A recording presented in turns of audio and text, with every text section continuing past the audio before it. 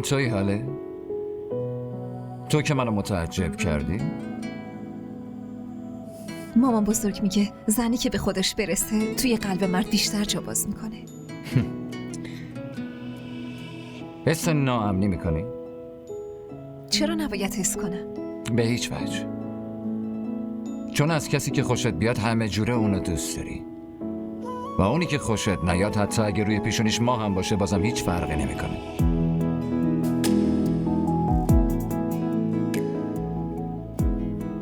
از من خوشت میاد. مردم راست میگن.